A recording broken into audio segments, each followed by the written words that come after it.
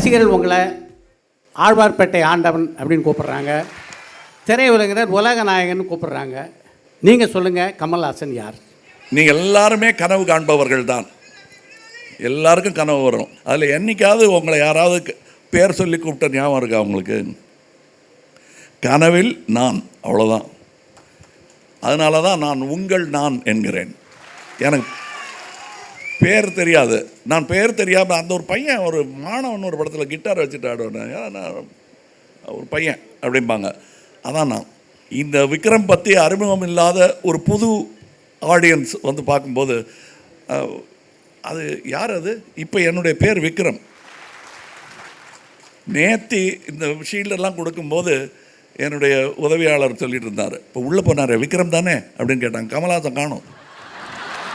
So இந்த பட்டங்கள், இந்த வெவ்வேறு பட்டங்கள், ஒரு காலத்தில் வயசு குறைவாக இருந்தபோது இளவரசன்னாங்க, அப்புறம் நாயகன்னாங்க, அப்புறம் உலக நாயகன்னாங்க. இதெல்லாம் பட்டம். அதை நான் வந்து அன்பாக ஏற்றுக்கொள்வேன். மற்றபடி பட்டம் பறக்க விடுவது தான், அதை பறக்க விட்டுருவேன்.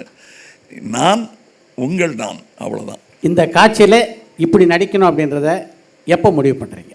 அது நான் யாருன்னு சொல்லுவேன். நான் சண்முகநாச்சியை சொல்லுவேன்னா, பாலச்சந்தர் அவர்கள் மோவாக்கட்டையை பிடிச்சி இப்படி பண்ண, அது கொஞ்சம் அவ்வளோ வேண்டாம்டா அப்படின்னு என்னை பொம்மலாட்டம் மாதிரி என்னை ஆட்டி நடிக்க வைத்த அவரை சொல்வேன்னா, பல இயக்குநர்கள், சேது மாதவன் சார், அதுக்கு பண்ணவே வேணாம், உன் கண்ணு போதும், நீ வேறு ஒன்றுமே பார்த்துக்கிட்டே இரு நேனே என்று சொன்ன அவர்களை சொல்வேன்னா, இந்த அனுபவமெல்லாம் வந்து நான் இதை செய்யலைன்னா தான் ஆச்சரியம். இந்த காட்சியை இப்படி நடிக்க வேண்டும் என்பதற்கு யார் பாலு மகேந்திரா மாதிரி ஒரு நடிகனின் டைரக்டர் கிடைக்குமா? எப்படி நமக்குள்ளே இருக்கிறத அப்படியே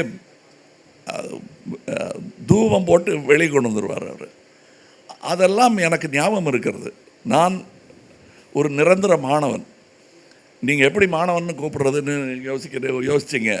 கண்டிப்பாக அந்த மாத்திரம் என்கிட்டேருந்து பறிச்சிடாதீங்க. எனக்கு ஆசிரியனாவதில் ஆசையே கிடையாது. மாணவனாக இருப்பதில் உள்ள சந்தோஷம் ரொம்ப பிரமாதம். நான் அரட்டை அடிக்கும் போது அதை நான் ஏதோ உபதேசம் பண்ணுறேன்னு நினச்சிப்பாங்க. நான் அப்போ கூட நான் சொல்வது என்னுடைய வாத்தியார்களை பற்றித்தான் இருக்கும், கூட இருந்தவங்களுக்கு தெரியாது. நீங்கள் கஷ்டப்பட்டு நடித்த பாத்திரம்னா எதை சொல்வீங்க? காசு கொடுக்காத போது தான்.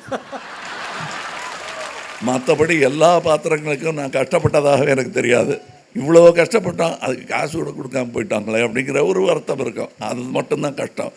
மற்றபடி இந்த 63 வருடமும் எனக்கு திருவிழா. நான் எதிர்பார்க்கவே இல்லை. 10,000 ரூபா ஒரு படத்துக்கு கொடுத்தான்னா ஒரு நேரத்துக்கு ஒரு படம் தான் பண்ணுவேன். அதை 10,000 மடங்கு தாண்டிட்டுவேன். அதை நான் எப்படி நன்றி சொல்கிறதுன்னு தெரியல.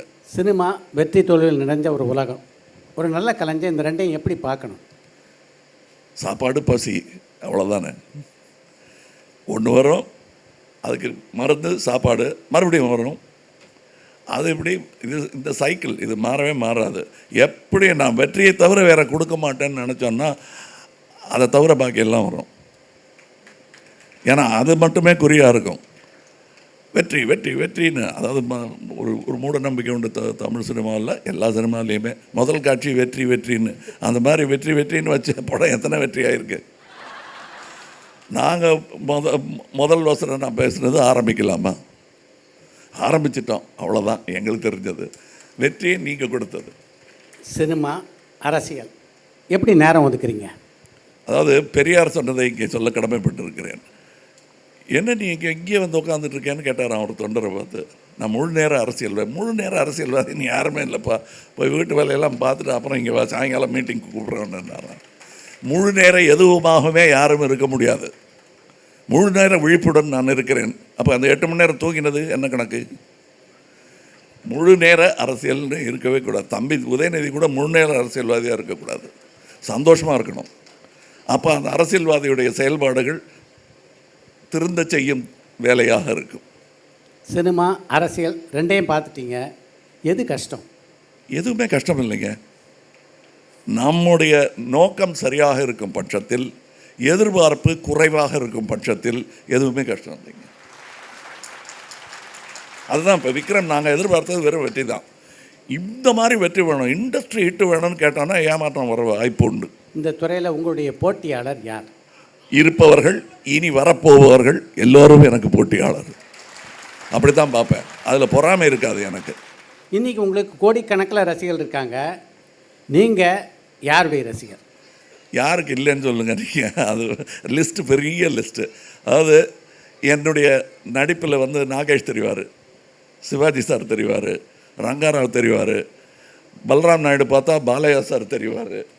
எங்கேயோ எல்லார் சாயலும் எனக்கு நான் அத்தனை பேருடைய ரசிகன்.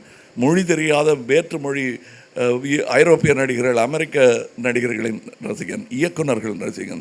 இப்போ கூட நான் நெட்ஃப்ளிக்ஸில் ஒரு படம் ஆல் குவாய்ட் அந்த வெஸ்டர்ன் ஃப்ரெண்டுன்னு, அதில் 19-20 வயசுக்காரர்கள் நடித்திருக்கும் நடிப்பு என்னை வியப்பில் ஆழ்த்தியது. ஐயோ இதெல்லாம் நாம் பண்ணவே இல்லையன்ற மாதிரி பதட்டம் ஏற்பட்டது எனக்கு. ஆக நான் இப்படித்தான், ரசனை தான் என் வாழ்க்கை. இந்த விக்ரம் 2 படத்துடைய மாபெரும் வெற்றி உங்களுக்கு கற்றுக் கொடுத்தது, சொல்லிக் கொடுத்தது என்ன? கற்றுக்கொள், தொடர்ந்து கற்றுக்கொள் என்பதைத்தான். இதுதான் கரெக்டுன்னு நினச்ச எதுவும் கரெக்டாக வர வேண்டிய அவசியம் இல்லை. இதெல்லாம் தப்பு அப்படின்னு நம்ம சொல்லி ஒதுக்கி வச்சது அதுதான், வேறு யார் செஞ்சாலும் ஓடாதுங்கிறது வந்து கர்வம் தான். அது இன்னும் சொல்லப்போனால் இந்த விக்ரமுடைய மூலக்கதை நாங்கள் பேசும் பொழுது அது வேண்டான்னு ஒதுக்கி வச்ச ஒரு கதை தான்.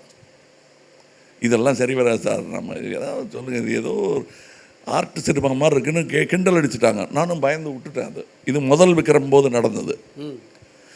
அதையே நான் சொன்னபோது அது போதும் விட்டுருக்கேன், நான் பார்த்துக்கிறேன்னு அவர் எடுத்துகிட்டு போனார். ஸோ நான் தப்பு எது ரைட் எதுன்னு நம்ம பாடம் படிச்சுக்கிட்டே இருக்கோம். விக்ரம் ஒரு பெரிய பாடம். இறுதியாக ஒரு கேள்வி, காதல் பற்றி உங்கள் கருத்து? சினிமா என் காதலி, அதுக்கப்புறம் தான் எல்லா காதலும். நன்றி.